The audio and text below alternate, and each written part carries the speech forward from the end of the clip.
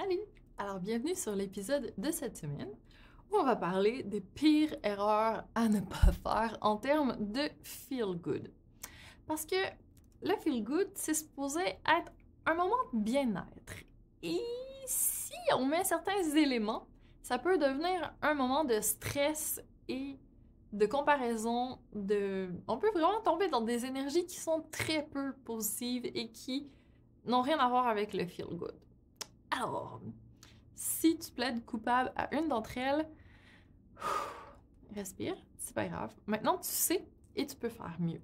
Alors, erreur numéro 1 à essayer d'éviter, ça va être de tomber dans la perfection, de vouloir être parfaite dans ton moment self-care. Faut que tout soit bien placé, qu'il y ait de la petite musique apaisante, que tu aies du temps, que tout se déroule dans les parfaites conditions. Ce sera sûrement pas le cas. Ça se peut que ton chien se mette à hurler, ça se peut que ton enfant entre dans la pièce en plein milieu, et c'est correct comme ça. Dans le fond, si tu attends d'avoir les conditions parfaites, si tu attends d'avoir reçu tel élément, si attends, si tu passes tellement de temps à préparer pour que tout soit parfait que finalement t'as plus de temps, on a un peu passé à côté du point principal qui était de te mettre dans une énergie feel good, de prendre soin de toi.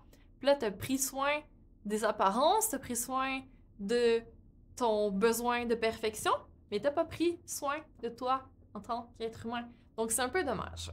Alors, je t'invite à laisser aller la perfection, lui dire au revoir, bye bye. On n'en a pas besoin dans notre moment self-care. Et voilà, tout simplement. Pas de perfectionnisme ici. OK? Numéro 2.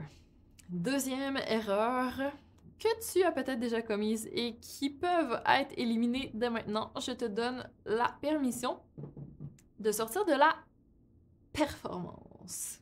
Donc, souvent, on essaye d'avoir une méditation qui dure plus longtemps et qui est plus profonde et qui est plus belle que notre ami, où on essaie d'avoir plus, d'en faire plus, et on tombe finalement dans une énergie super masculine, alors que là, on essaie d'être dans une énergie un peu plus douce et un peu plus féminine, et on passe encore une fois un peu à côté de l'expérience. Donc, au lieu d'être dans l'être et le ressenti, l'accueil, ben, on essaie d'en faire trop, on est dans le faire, dans l'action, alors que c'était pas ça le point au départ.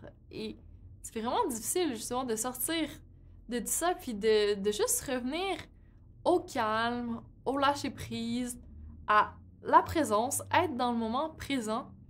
Des fois, ça demande un effort vraiment conscient, mais maintenant, si tu sais que tu as des petites tendances à la performance, sache que tu peux te pardonner, tu peux juste relâcher et laisser aller la performance dans tes moments self-care. Deuxième erreur à ne pas faire.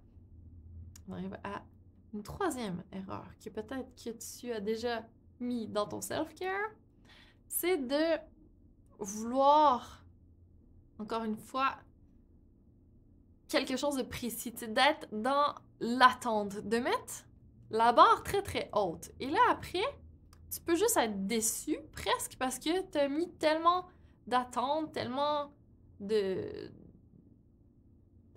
Tu recherchais trop quelque chose de précis, puis c'est peut-être pas ça qui va arriver dans le moment. Et c'est pas grave.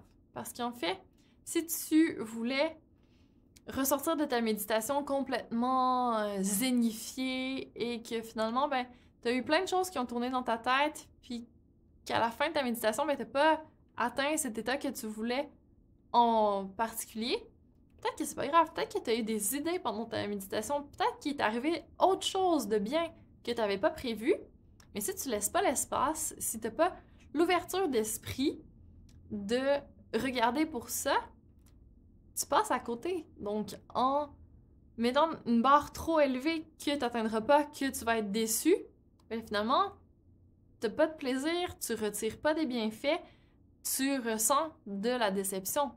Alors que c'était pas ça le but au départ. Et tout ça peut être évité en lâchant prise sur les attentes, sur ce que tu veux atteindre en particulier. Tu peux juste avoir une intention qui est un petit peu plus globale, puis qui est surtout dans justement le ressenti, la présence, te laisser aller à ce qui vient. Et je te jure que ce qui va arriver va être beaucoup plus magique, va être beaucoup plus surprenant, va être beaucoup plus intéressant probablement. Alors des fois, justement faire le shift entre être totalement dans une énergie masculine de contrôle où on veut la perfection, la performance, aller chercher exactement ce qu'on voulait, c'est peut-être pas l'état d'esprit le plus optimal pour arriver à une expérience où on est vraiment dans l'accueil, dans le plaisir, dans le moment présent. Ça, c'est plutôt dans l'énergie féminine, en fait. Et là, c'est la balance entre le masculin et le féminin. Peut-être que dans ton moment self-care, toi, tu as besoin justement d'activer l'énergie masculine et tu vas choisir un moment self-care qui va être plus à l'extérieur, qui va être plus avec des gens, qui va être plus dans quelque chose d'activant. Ou si tu as besoin d'aller plus dans ton énergie féminine, là, tu lâches tout ça, puis tu t'en vas vraiment plus dans l'émotionnel, dans le spirituel, dans le ressenti. Et les deux peuvent très bien cohabiter, mais sache ce que tu recherches au départ pour pas tomber dans les erreurs que je t'ai nommées au début de ce podcast et qui, je l'espère, ne font pas partie de ton expérience.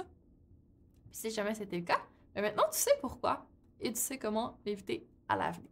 Alors j'espère que ça t'a aidé et sache qu'on va parler un peu plus de l'énergie féminine prochainement parce que la prochaine expérience en mai va s'adresser justement à l'énergie féminine. Alors, j'espère que ça t'a plu, ce petit podcast sur les erreurs en self-care.